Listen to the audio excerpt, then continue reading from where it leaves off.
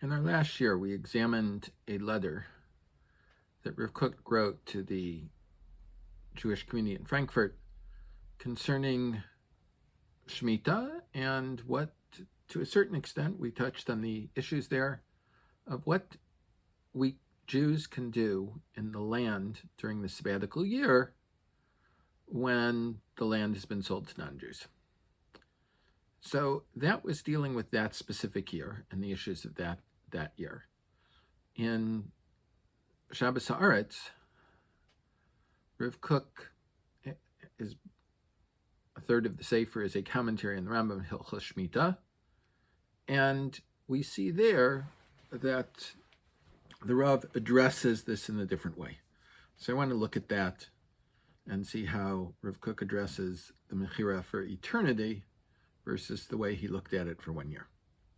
So the Rambam writes in Perek Ches Halacha Ches, מחזיקין ידי akum בשביעית בדברים בלבד. We are allowed to help the idolaters on the Shmita year with words alone. Kegon שראהו, חורש, or Zor'a. If you see he's plowing or he's planting, אומר תתחזק, or תצליח, you should be good in your work, be successful in your work, וכיוצא בדברים, and any other things like this. מפני שאינם מצווין על שביתת הארץ, because they have no command about the resting of the land. אבל לא יסעדנו ביד, but you can't help him with your hand, meaning you cannot work his land. ומותר לרדות עמהן הכוורת, but you're allowed to take down the beehive to get the honey. וחוכרין עמהן נירין, לפי שאינם בני חיוב, and these other things that are not obligated. כדי לקנוס אותם, in order to it's a penalty. So things that are not directly connected to the land, he allows. Now, the Rav starts with a discussion of this examining of the honeycomb, taking out the beehive and so on, which isn't directly related to us. But then he goes on, v'yeshomrim, and some say, this is Sefer Truma, and the halachos v'eretz shebizman hazeh sheshavisi midrabanan, in our times, where the sabbatical year is rabbinic, mutar lasos kol avodas b'karka shel nachrim, on land that belongs to non-Jews, you can do any type of work on the land. V'kal machomer shemutar l'sai l'nachri ha'oved gam b'pol b'yadayim, and all the more so you can help a non-Jew who's working on his land. V'af al pi shezeh yesh makom lahater liyisrael la'avodas hakarka b'zman hazeh al yedei ma shemochrim l'nochi hakarka os, and therefore one could say that there is a reason to allow a Jew to work his land that he has sold to a non-Jew for the Shmita year, kedin shel mechira, like any other law of selling it. V'af al pi she'asur limkor l'nachri karka os be'eretz Yisrael, even though in general there is prohibition of selling land to a non-Jew in Eretz Yisrael, and we've discussed this at length earlier. Mikom makom, bimkom she'iyavshar limkor l'Yisrael, in any case where it's impossible to sell it to a Jew, because selling it to a Jew on the Shmita wouldn't help you at all. V'yesh b'niyas ha'mechira hefsed l'Yisrael, and in refraining from selling, it would cause a loss to the Jewish owner. Yeshomrim shemutar limkor l'nachri. Some people say it is permitted to sell this land to a non-Jew.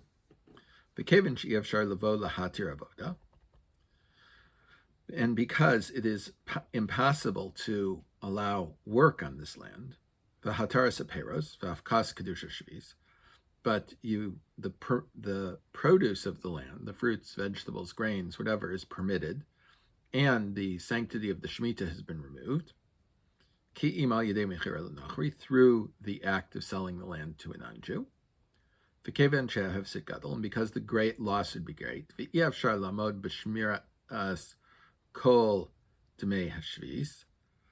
and because it would be impossible to keep all of the laws of Shmita, for many of the people that are now living in the land of Israel, therefore, some people say, Shemutter limkor lachatchila nunochri, that in the first instance you're allowed to sell the land to a non-Jew. Kedei lahafkia kedusha shvis, in order to uproot the sanctity of the Shmita year. Ve'achar kach mutter gamken Yisrael lasos avoda b'karka. After that, says the Sefer, according to the Sefer Truma, one of the Balei Tosfos, it is permitted for an Israelite to work the land. Ve'ein ba kedusha shvis, because there's no sanctity of the Shmita year. Kishenase agiston upakid min hanachri ala karka. When this is what a giston did to pay the tax that the non-Jews were demanding on the land.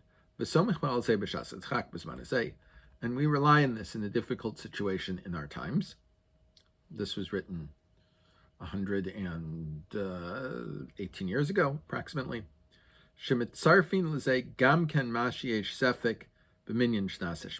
add to this the fact that we have a question as to exactly which year the Shmita year is. There's a debate between the Rambam and the Rashba, which of 2 years is the Shmita year.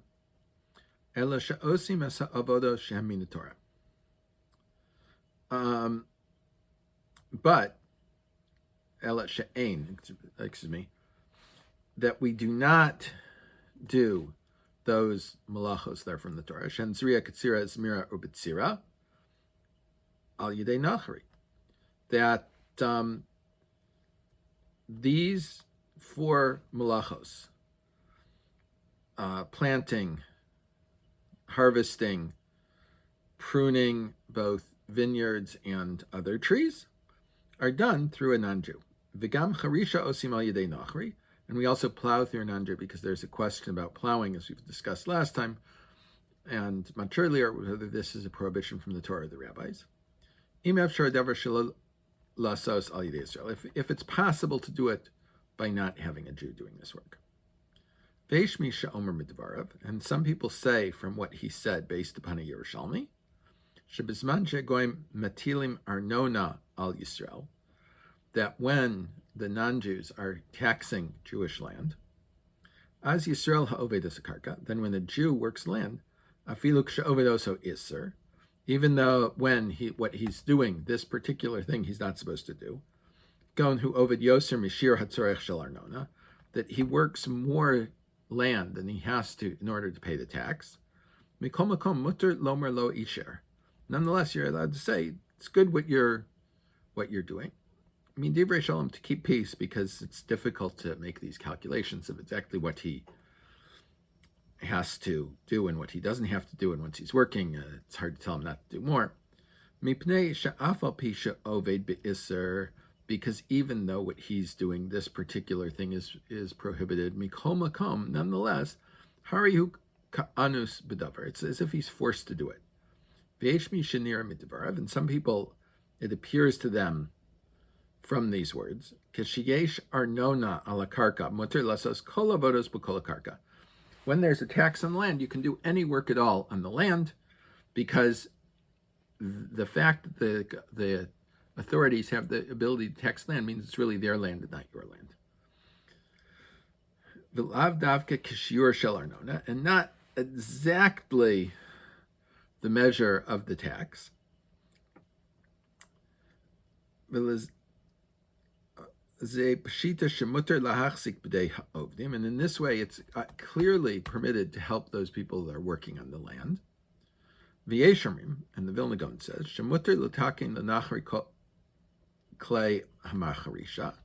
it's mutter to fix the plow for a non-Jew, so that he can plow his field. But to plow it with him, he says, is prohibited.